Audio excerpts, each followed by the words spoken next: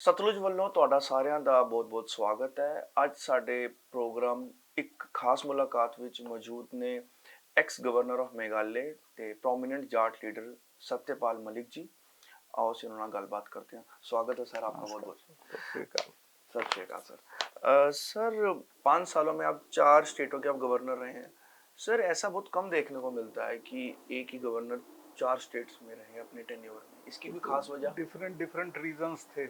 बिहार से तो मुझे शिफ्ट किया गया जम्मू कश्मीर के लिए। ठीक वो है। तो किया गया कि 370 हटानी थी ठीक है। और वहाँ एक विश्वस्त आदमी होना चाहिए।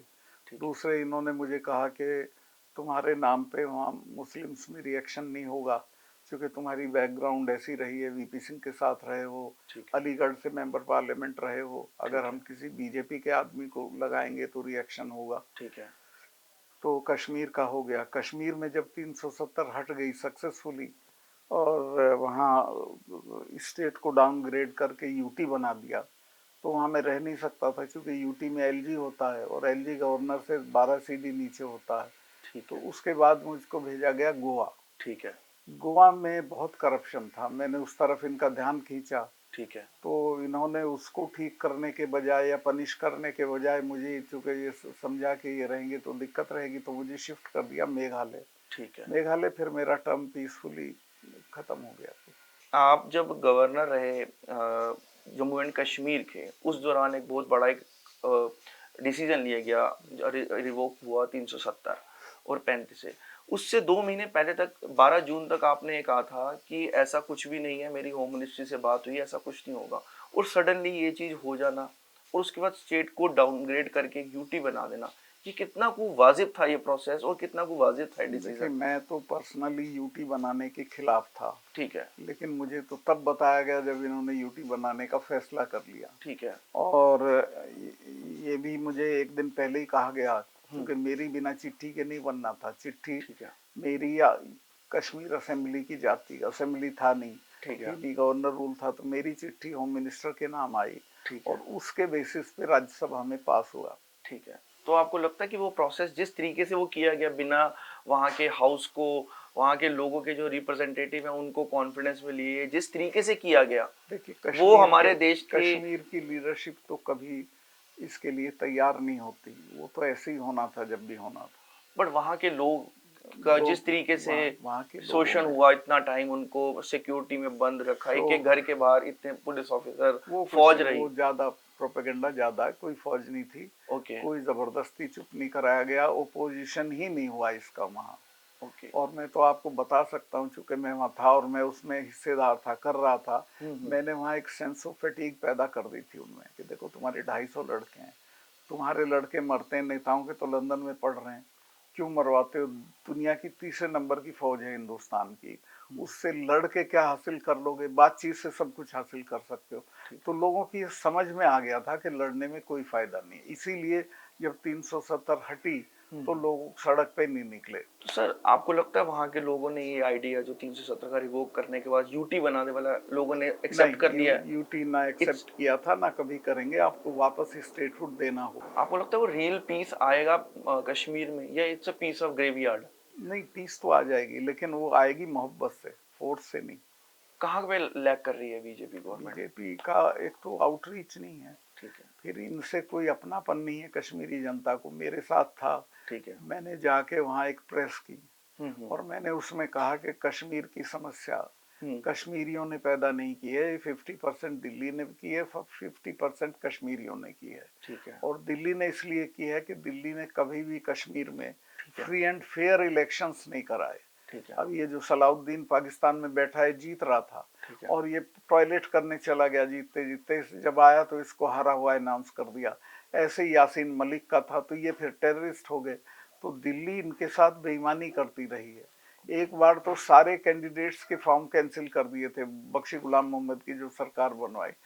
तो जो जबरन सरकारें बनवाई गई उससे भी एलियनेशन हुआ। आप जो गवर्नर होता है वो स्टेट में प्रेसिडेंट का एक अपॉइंटी होता है, आपने खुद ही वहां पे उसको डिसॉल्व करके आपने as a representative of president, आपने उसको डिसॉल्व करके स्टेट को लेटर लिखा या स्टेट ने आपको लेटर लिखा? नहीं, डिसॉल्व करने के बाद तो मैंने दिल्ली को लेटर लिखा ये 370 के लिए ओके। कि ये गलत धारा है, इसको हटा देना चाहिए। तो ये थी भी टेम्परेरी, ये कोई परमानेंट नहीं थी। ओके, ये आपको लगे नहीं ये यूनिलैटरली अप्रोच है एक, कि एक वन साइडेड है? क्योंकि ये तो नहीं, सेंटर, जब क्योंकि जो फंडामेंटली ये है कि जब तक स्टेट के लोगों का असेंबली में कंसेंट नहीं होता तब तक ये चीज कोई भी धारा नहीं की जाएगी जो कॉन्स्टिट्यूशन कहता है। और जो गवर्नर है वो तो स्टेट का ये पॉइंट, सेंटर का ये पॉइंट ही है। तो इस तरीके से सेंटर ने अपने बंदे से ही पूछ लिया, तो उसमें स्टेट का कंसेंट तो ना हुआ ना? हाँ, स्टेट का कंसेंट तो कभी नहीं होता, क्योंकि कश्मीरी लोग नहीं चाहते थे धारा कभी भी हटे। तो फिर हमें ऐसे करना वाजिब था आपके हिसाब से? इसके अलावा चारा नहीं था आपके पास, क्योंकि जब तक ये धारा रहती, हाँ जी। कश्मीरियों का भारत के साथ जुड़ाव नहीं होता, जो उनके एक नेशन वाली फीलिंग उनमें नहीं थी। बट अगर हम आज भी जब जाते हैं तो उनके अंदर वो चीज फीलिंग नहीं आती। आज भी वो कश्मीर में कहते हैं कि अभी भी नहीं है, ये नहीं वो है। सही है, वो आएगी मोहब्बत से। अगर ये वहाँ डेवलपमेंट करे, मेरा तजुर्बा, मैंने करके देखा है। हाँ जी। अगर आप मोहब्बत से करेंगे तो वो, मेरे एक दोस्त थे जो मुफ्ती सईद की सरकार में डिप्टी चीफ मिनिस्टर थे। हाँ जी। हाँ जी। मुजफ्फर बेग साहब। हाँ जी। एक हाँ दिन जी। वो मुझे मिलने आए, मैंने ठीक कहा है। साहब देर कैसे हो गई आपको? कहने मुझे हुर्रियत के चीफ ने बुला लिया था। मैं क्या कह रहा था? तो उनने पूछा कहाँ जा रहे हो? तो मैंने बताया मैं गवर्नर से मिलने जा रहा हूँ। तो उसने कहा यार ये तो बहुत बढ़िया गवर्नर आया, इससे तो डील हो सकती है। उसने कहा कैसे? कहने ये तो जब बोलता है तो दिल निकाल के हथेली पर रख लेता है, कोई तिकड़म की बात ही नहीं करता, तो इससे तो डील हो सकती है। तो और उनको बहुत सॉफ्ट कॉर्नर हो गया था मेरे लिए कि जब यहाँ से अमित शाह गए वहाँ एक मीटिंग में, पहली बार 30 साल में हुर्रियत ने बंद की कॉल नहीं दी थी, और मुझे कन्वे कराया था कि this is due to respect for you, we are not doing this. आपने इतना रिगार्ड था आपका कश्मीर के लोगों के प्रति, कश्मीर के लोगों का आपके प्रति, और बीजेपी गवर्नमेंट ने आपको स्पेशली वहां पे भेजा उस चीज के लिए। आपको लगता है उसके बाद तो आपको बीजेपी को आपको और सम्मान देना चाहिए था? आपको आप वीपी बन सकते थे, प्रेसिडेंट बन सकते थे, तो उन्होंने तो आपको नहीं, मैं कुछ भी नहीं दी। किसानों पे ना बोलता तो बीपी बनता मैं, वो मुझे कहा भी गया था ठीक कि है। आप चुप हो जाओ तो वाइस प्रेसिडेंट बना दिए जाओगे। अच्छा, कश्मीर में सर एक रोशनी एक्ट की बात हुई थी, हाँ, वो क्या था? वो ये था कि जम्मू में जमीनें पड़ी थी बहुत। ठीक है। तो फारूक अब्दुल्ला के ज़माने में तय हुआ कि इन ज़मीनों को सस्ते दामों पे बेच दें और उस पैसे से इलेक्ट्रिफिकेशन हो। ठीक है। तो इलेक्ट्रिफिकेशन तो हुआ नहीं, पर वो ज़मीनें बड़े बड़े नेताओं ने दबा ली थी। वो मैंने कैंसिल किया, रोशनी एक्ट, और उस पर सीबीआई जांच चल रही है आजकल। और सर एक कश्मीर के अंदर छत्तीस सिंह मैसेकर हुआ था 2000 के जी, अंदर, उसके ऊपर अभी तक कोई क्लोजर नहीं हुआ। छत्तीस सिंह मैसेकर के डिटेल्स मुझे नहीं मालूम है, लेकिन वो लोग मेरे पास एक बार आए थे। हाँ जी। और उनके ग्रंथी भी थे। ठीक है। तो उन्होंने, मैंने पूछा बताओ साहब क्या हुक्म है? कहने लगे हमें एक लड़कियों का डिग्री कॉलेज चाहिए, हमारी बच्चियां इनके गाँव के बीच से जाती हैं, और ये तो हम तो अपनी ताकत से बसे रह गए। बल्कि उन्होंने कश्मीरी ब्राह्मणों के लिए थोड़ा तल्ख टिप्पणी करी ओके। कि ये कायर अगर ना भागे होते और हमारी तरह डट जाते जैसे हम डट गए, तो सामने वाला सोचता है दो तू मारेगा तो एक तेरा भी मरेगा, तो फिर वायलेंस बंद हो जाती। जैसे हमारे यहाँ हिम्मत नहीं है किसी टेररिस्ट की आने की। तो खैर मैंने उनको देन एंड देयर एक लड़कियों का डिग्री कॉलेज और एक लड़कों का डिग्री कॉलेज वहीं वो बुला के चीफ सेक्रेटरी को उनको दिलवा दिए थे। सर आप अपनी तकरीरों के लिए, अपनी शब्दों के लिए मशहूर रहे हो, और आपकी पार्टी सत्ता में है, पर तब भी सर आपकी पार्टी के जो लीडर हैं उन्होंने आपकी अभी सिक्योरिटी रिड्यूस कर दी, आप ही की पार्टी के, आप एक्स गवर्नर हैं, इसकी क्या वजह है? इसमें वेंडेटा के अलावा कुछ नहीं है, बदले की भावना से की है। ठीक है। क्योंकि पीएम को ये अच्छा नहीं लगा कि पार्टी में कोई बोले किसानों के हक में, और किसानों के हक में जब मैं इनसे मिलने गया तो मेरा करीब करीब झगड़ा हो गया था इनसे। ओके। तो इनको वो बात अच्छी नहीं लगी। ठीक है। तो सर क्या आप मतलब अपनी तकरीरों में क्रिटिसाइज करते रहे बीजेपी की गवर्नमेंट को जब आप रहे हैं, तो इसके क्या बड़े कारण रहे हैं? कुछ नहीं, मैं तो किसी और मुद्दे पे किया ही नहीं सिवाय किसानों के। ठीक है। क्योंकि मैं किसान पॉलिटिक्स से निकला था, मैं चरण सिंह जी के साथ रहा 10 साल। ठीक है। तो मैं किसानों के सवालों को दिल से महसूस करता था, और मैंने महसूस किया कि इनके साथ जाति हो रही है। ठीक है। ये बात भी नहीं कर रहे थे तब तक उनसे। ठीक है। जब मैं इनसे मिला तब तक इन्होंने कोई डायलॉग ओपन नहीं किया था किसानों से। ठीक है। तो मुझे महसूस हुआ, और मैं जब इनसे मिलने गया तो इनका रिएक्शन अच्छा नहीं था। ठीक है। तो तभी से मेरा झगड़ा हो गया।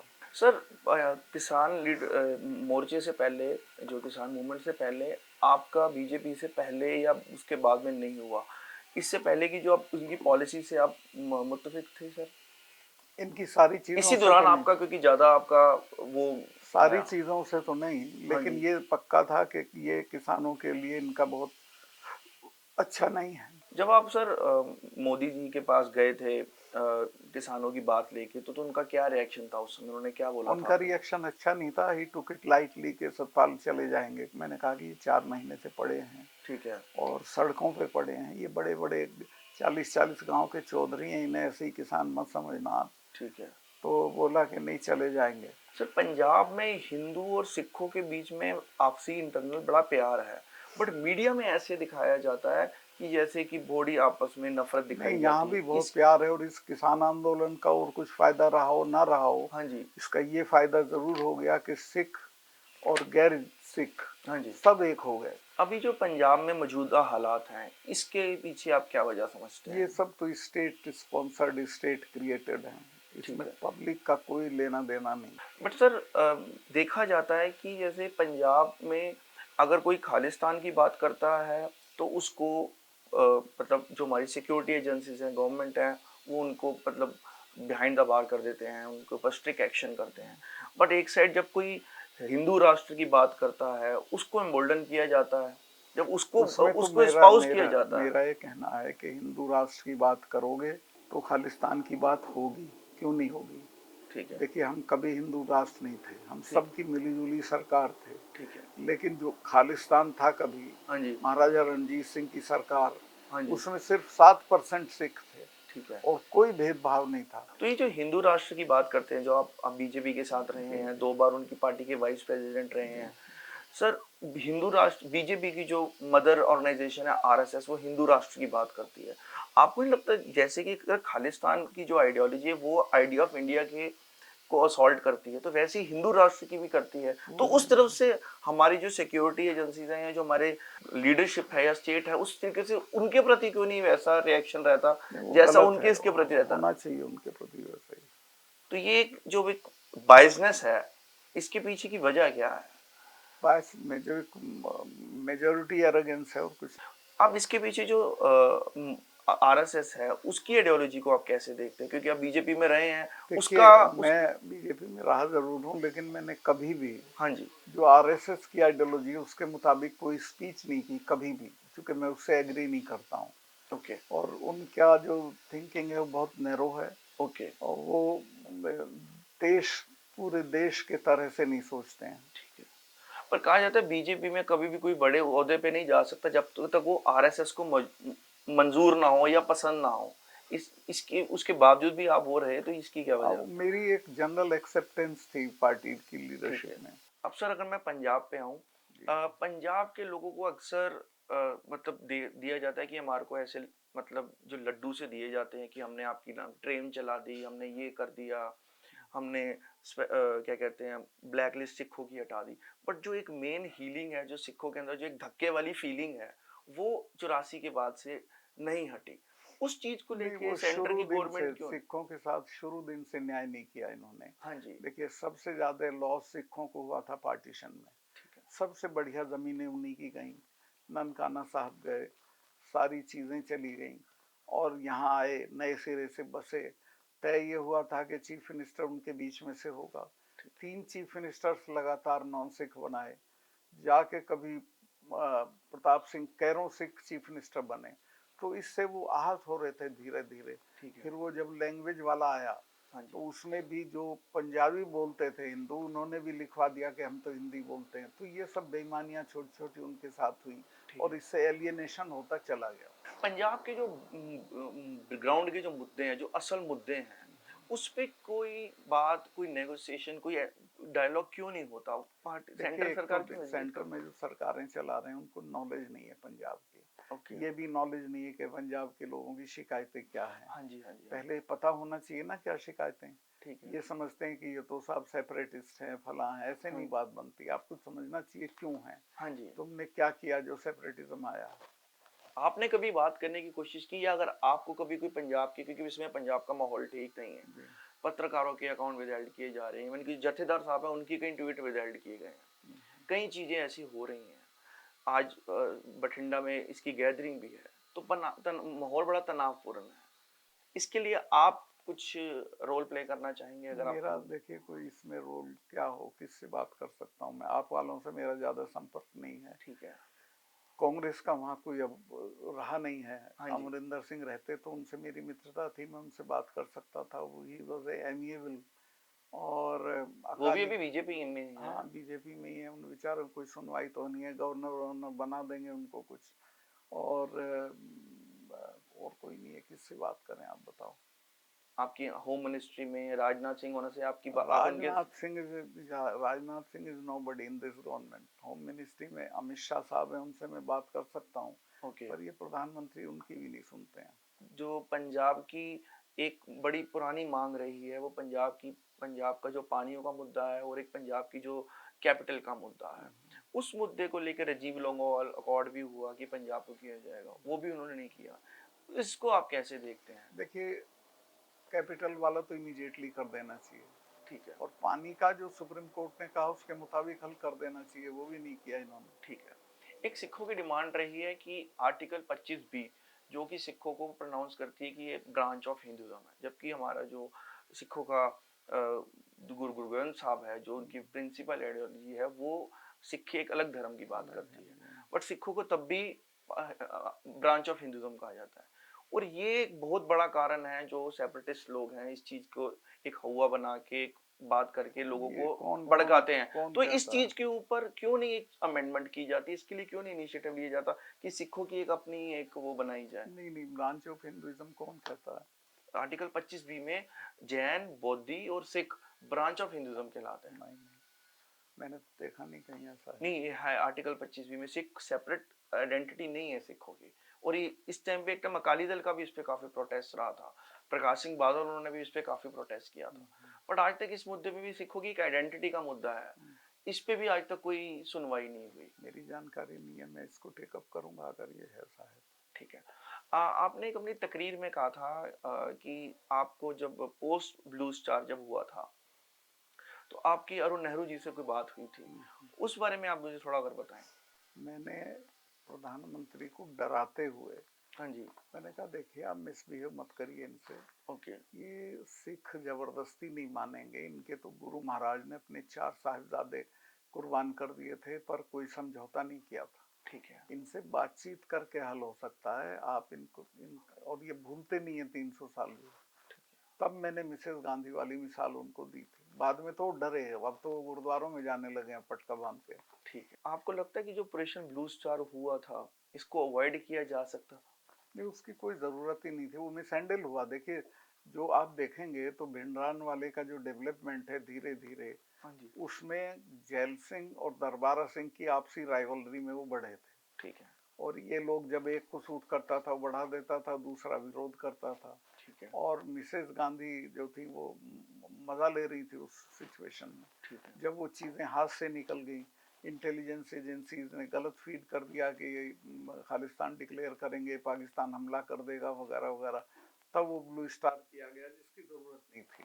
ब्लू स्टार होने के बाद, वो ब्लंडर होने के बावजूद भी, उसके बाद उन जख्मों को हील करने के लिए कोई अपॉलॉजी फॉर्मल हमारी स्टेट की तरफ से, या कुछ ऐसा, कुछ रिकंसिलिएशन, कुछ भी ऐसा नहीं नहीं, हुआ? होना चाहिए था, ब्लू स्टार के बाद भी होना चाहिए था। और उसके बाद जो जो प्रोग्राम हुआ दिल्ली जो में और 84 वाला जो हुआ हाँ, उसके लिए तो माफी मांगनी चाहिए शायद। उसके किसी लिए ने, तो मनमोहन सिंह उन्होंने मनमोहन मांगी सिंह थी, जी ने मांगी बट थी, ब्लू पर स्टार के लिए कोई ऐसा नहीं हुआ।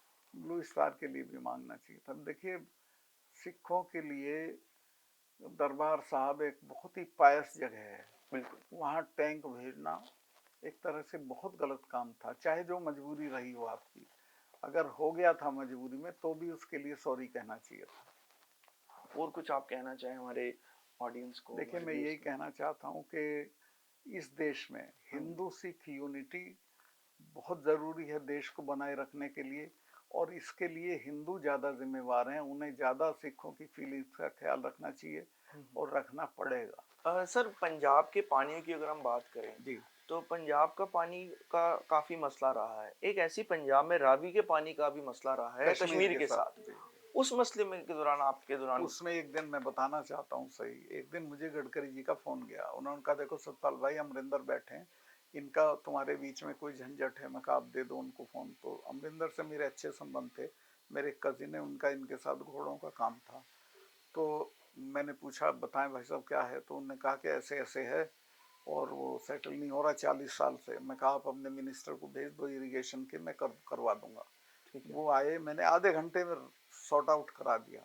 ये नहीं चाहते थे महबूबा या फारूक, चूंकि पानी पाकिस्तान को जाता था। ठीक है। तो उसमें ये था कि किसका कंट्रोल होगा, मैंने कहा किसी का नहीं होगा, ज्वाइंट सुपरविजन लिख दो इसमें हो जाएगा। वो करके कर दिया, वो बनने वाला है और उसमें 26,000 हेक्टेयर तो सिंचाई होगी जम्मू के एरिया में, जिसे कंडी बोलते थे, सूखा एरिया। ठीक है। और काफ़ी बड़ा 10,000 हेक्टेयर के करीब पंजाब में बढ़ेगी और इसी तरह से हरियाणा और राजस्थान को पानी मिलेगा। पाकिस्तान को एक भी बूंद पानी नहीं जाएगा। और जो वो इंटरनेशनल रेपेरियन लॉ है उसके मुताबिक क्या हम पानी रोक सकते हैं? नहीं, हम नहीं रोक सकते, लेकिन जब हम पे है ही नहीं, रावी पे पाकिस्तान का कोई हक नहीं है। सर आपने एक सिखों और जाटों का एक कुछ कोटा फाइनल किया था जो हाँ, 10 वो किलोमीटर बॉर्डर पे जो लोग बसे हुए थे, जिनमें ज्यादातर सिख और जाट थे, ठीक है। और उसमें गुजर मुस्लिम भी थे। ठीक है। लेकिन होता क्या था, जब पाकिस्तान से कोई हमला या इनकर्जन होता था तो इन्हीं गांवों में गोले पड़ते थे, इन्हीं को बर्न बियर करना पड़ता था। ठीक है। तो मैंने ये कर दिया था कि 10 किलोमीटर के दायरे में जो लोग हैं उन सबके बच्चों को आरक्षण मिलेगा। ठीक है। जो अभी भी है वहाँ आरक्षण।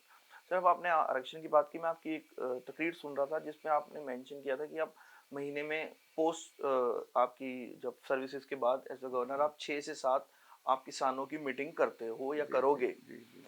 तो सर उसमें आपका क्या मुद्दा रहेगा, और जो किसानी मोर्चा के बाद जो एक मेन किसानों की जो लड़ाई थी वो था एमएसपी, उस पे अब क्या हो रहा है? एमएसपी पे ये कुछ नहीं कर रहे हैं, इन्होंने एक कमेटी बनाई है। ओके। और उस कमेटी का चेयरमैन बनाया उस सेक्रेटरी को जिसने काले कानून बनाए थे। ओके। तो वो कमेटी कुछ नहीं करेगी, ठीक है। इसलिए किसानों ने उस कमेटी का बायकॉट कर रखा है। ठीक है। लेकिन एमएसपी किसानों को इसलिए चाहिए कि जो चीजें वो पैदा करते हैं उनका दाम सही नहीं मिलता है, और जो चीजें वो खरीदते हैं उनके दाम बढ़ते चले जाते हैं। ठीक है। तो बाई इम्प्लीकेशन किसान हर साल उसकी परचेजिंग पावर कम होती चली जाती है और वो गरीब होता चला जाता है, इसलिए एमएसपी होना जरूरी है। सर ये एमएसपी क्यों पास नहीं कर रही बीजेपी गवर्नमेंट, क्यों रिलक्टेंस है? इसलिए कि अडानी ने बड़े बड़े गोदाम बना लिए हरियाणा में। अडानी सस्ता गेहूं खरीद के फिर उसको महंगा करके बाजार में निकालना चाहता है। एमएसपी की गारंटी अगर हो जाएगी, MSP means minimum support price, कि इससे कम गिरेगा तो हम खरीद लेंगे। ठीक है। और सर पंजाब और हरियाणा में सर दो ही क्रॉप्स जिसको हम कनक और चोना कहते हैं, इसी पे डिपेंड है क्योंकि इन्हीं पे एमएसपी मिलती है। दूसरी कुछ मूंग लगाते हैं या आलू की सब्जी कुछ भी करते हैं तो उस पे उनको एमएसपी नहीं मिलती। अब ये शायद मल्टीपल पंजाब क्रॉप, ने शायद 6 क्रॉप्स पे किया है कि नहीं, और स्टेट ने किया, सेंटर इसमें कुछ इनिशिएटिव क्योंकि सेंटर पानी 700 फुट नीचे चला गया। सेंटर तो एंटी फार्मर है। सेंटर ये चाहता है कि फार्मिंग को बिना मुनाफे का कर दिया जाए ताकि किसान खेती छोड़ भगे और फिर हम इसको कॉरपोरेट को दे दें। तो फिर देश खाएगा क्या? देश तो बर्बाद होना है। इनका जो थिंकिंग है उसमें देश सरवाइव नहीं करेगा। पर ये तो सर अपने आपको देशभक्त, सबका साथ, सबका इनका विकास, किसकी सबका देशभक्ति, विश्वास। आप इनसे किसी से पूछिए, इनका एक लड़का फौज में नहीं मिलेगा आपको, एक भी सिंगल बीजेपी के नेताओं का। कहने की बहुत अच्छी बात है। 2024 में क्या देखते हैं सर? 2024 में तो हिल बी वोटेड आउट। अगर ओपोजिशन इतनी सिर्फ अक्लमंदी कर देगा कि एक कैंडिडेट के मुकाबले एक ही कैंडिडेट हो, पार्टी बनाने की भी जरूरत नहीं है, यूनिटी की भी जरूरत नहीं, सिर्फ इतना कर दे जो वीपी सिंह ने किया था, तो ये हार जाएंगे। राहुल गांधी ने देश में जो यात्रा कर रहे हैं उससे कुछ फर्क पड़ेगा? उससे फर्क पड़ा, उससे ये हुआ कि ये साउथ से तो आउट हो गए। ओके। साउथ में ये लोग नहीं जीतेंगे कहीं भी, और नॉर्थ इंडिया में भी बहुत फर्क पड़ा उसकी यात्रा का। मैं आपको कश्मीर का बताता हूँ, मैं तो वहाँ रहा हूँ। जिस दिन श्रीनगर गया है राहुल, हाँ जी। बर्फ पड़ रही थी, ठंड थी, सारा श्रीनगर बाहर निकल आया था उसके वेलकम के लिए, जो कभी किसी के लिए नहीं हुआ। तो सर जो ये हिंदुत्व की राजनीति है, इससे फायदा होगा बीजेपी को? इससे बीजेपी को तो फायदा इसी से होता है, लेकिन देश का नुकसान होता है। हिंदुत्व की राजनीति करके आप सबको एलियनेट करेंगे, क्योंकि देश तो हिंदुओं का नहीं है, ये तो सबका है। जी। तो जब सबको एलियनेट कर दोगे तो देश कैसे सरवाइव करेगा? सर, अगर राहुल गांधी को आपको कोई एडवाइस देनी है तो आप क्या देंगे? मैं वो अपोजिशन को? अपोजिशन को मैं यही दूंगा कि एक उम्मीदवार के मुकाबले एक उम्मीदवार पे सहमति करो और इसको हरा दो।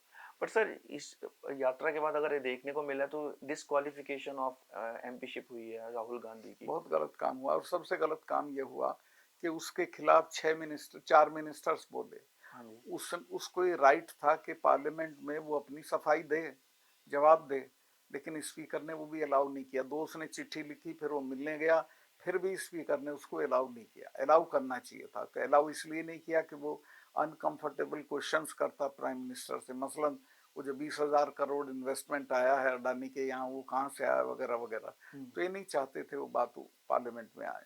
सर, मोदी जी तो ये कहा जाता है कि वो ईमानदार प्राइम मिनिस्टर हैं, ना खाऊंगा ना खाने दूंगा। मैं तो जानता नहीं हूँ उन्होंने किसी बेईमान आदमी को हटाया हो या सजा दी हो। मैं तो कई लोग उनसे बताए कि ये लोग ऐसे ऐसे कर रहे हैं, किसी को नहीं हटाया। सर, आपने बताया था जब गोवा में जब कोई करप्शन की आपने बात की थी, आपने कहीं बताया था कि ये मुझे ऑफर हुआ है, मुझे ये करप्शन के लिए, तो आपने उसके बाद सीबीआई की इंक्वायरी हुई, तो सीबीआई ने भी आपसे पूछताछ भी की, तो वो वो तो उसके। कश्मीर के सिलसिले में थी। हाँ, उसके बारे में। कश्मीर में 2 केसेस थे, एक इंश्योरेंस का था हम्म। और एक इरिगेशन का प्रोजेक्ट था। हम्म। दोनों में मुझे बताया गया था, मुझे ऑफर नहीं हुआ था, मुझे बताया गया था कि इनमें 150 करोड़ रुपया है हम्म। जो दिया जा रहा था बीच वाले लोगों को, लेकिन हम्म। वो सब इन्हीं के लोग थे, पीएम के नजदीक के। तो मैंने दोनों कैंसिल कर दिया। मेरा आखिरी सवाल सर, यूजली गवर्नर्स को बड़ा बंगलो मिलता है और रेड प्लस सिक्योरिटी मिलती है। जो जम्मू के भी एनएन वोरा रहे हैं, उनको भी सर रेड प्लस सिक्योरिटी है। आपकी सिक्योरिटी भी हटा दी गई और आपके पास सर मकान भी सीबीएच। नहीं दिया, चूंकि ये मैं किसानों पे बोला, इनको नापसंद है कि कोई बोले, इनसे अलग वॉइस खड़ी करे, और ये समझते होंगे कि मैं उसके लिए इनकी खुशामद करूं। मैंने इनको कहा भी नहीं। मेरा आखिरी सवाल, मुस्लिम्स की जो ऊपर है वो काफ़ी अटैक्स हो रहे हैं इस दौरान। नमाज अगर वो अदा कर रहे हैं, अगर वो घर पे भी अदा कर रहे हैं तराही के दौरान, तो उनको जो बजरंग दल वाले हैं, जो एक्टिविस्ट हैं, ये लोग आ जाते हैं, तुम नहीं कर सकते। अब राइट टू प्रे तुम्हारा फंडामेंटल राइट है। देखिए, तो ये जो एक। बजरंग दल वाले जो हैं वो तो सरकार के बढ़ाए हुए हैं। हाँ जी। अदरवाइज तो वो 2 मुसलमान लड़के खड़े हो जाएंगे तो भाग जाएंगे डर के, लेकिन उनको स्टेट का सपोर्ट है इसलिए वो चले जाते हैं। हाँ जी। ये बहुत गलत बात है, इसको रोकना चाहिए। तो ये अब यूपी में बहुत देखने को मिल रहा है, मतलब नमाज के अगर कुछ ऐसे हो रहे हैं, उनके ऊपर ऐसे कार्रवाइयाँ हो रही हैं। तो ये योगी सरकार क्यों नहीं कर पा रही इस चीज़ को? ऐसा क्यों दिखाया जा रहा है कि अगर हम एक मेजोरिटियन पॉलिटिक्स की जा रही वो है? वोट है ना, देखिए उनका वोट सारा जो है वो हिंदू मुस्लिम डिवाइड पे बेस्ड है सारा। इसमें अब जुडिशरी का रोल क्या देख रहे हैं? Judiciary. Judiciary is always fair, अगर वहाँ कोई जाता है तो सही। आपको लगता है हेट स्पीच और रिलीजियस या हेट क्राइम के ऊपर जो जुडिशरी का टेक है वो ठीक है, जेन्युइन है? ठीक है। और आप इसमें मीडिया का रोल कैसे देखते हैं? जो नेशनल मीडिया है वो नेशनल कैसे? मीडिया का ठीक नहीं है। नेशनल मीडिया को जितना जोर से हेट स्पीच वगैरह खिलाफ लिखना चाहिए या हाँ बोलना जी। चाहिए, वो नहीं करता है मीडिया। सर, और कुछ आप कहना चाहें? थैंक यू, बहुत मेहरबानी, थैंक शुक्रिया सर। थैंक सो ये सन साढ़े नाल ex governor of Meghalaya Satyapal Malik ji, जिन्होंने हमारे से कई कई विषयों पर साढ़े नाल गलबात की थी। ਤੁਹਾਨੂੰ ਸਾਡਾ ਪ੍ਰੋਗਰਾਮ ਕਿਵੇਂ ਦਾ ਲੱਗਿਆ? ਕਮੈਂਟਸ ਤੇ ਮਿਲ ਰਿਹਾ ਜਰੂਰ ਦੱਸਿਓ। ਅੱਜ ਦੇ ਲਈ ਬਸ ਇੰਨਾ ਹੀ। ਸਤਿ ਸ਼੍ਰੀ ਅਕਾਲ।